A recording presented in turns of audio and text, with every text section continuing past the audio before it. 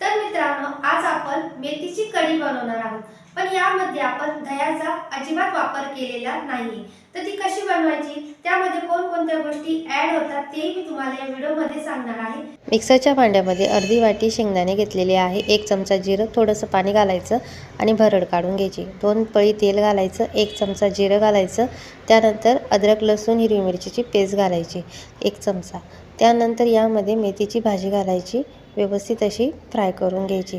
चवीपुरतं मीठ ॲड करायचं आणि 1 चमचा हळद आणि जी मिक्सरला आपण भरड केलेली आहे ती घालायची. अशा पद्धतीने मिक्स करायचं आहे. थोडंसं गरजेनुसार पाणी घालायचं आहे. तेल सुटेपर्यंत एक वाफ द्यायची आहे.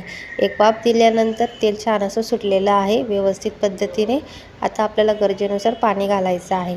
आता यामध्ये 3 वाटी पाणी घालायचं आहे आणि 3 उकळी काढून घ्यायची आहे स्लो फ्लेमला. अशा पद्धतीने बिना दहीची ही छान अशी कढी तयार झालेली आहे. व्हिडिओ कसा वाटला नक्की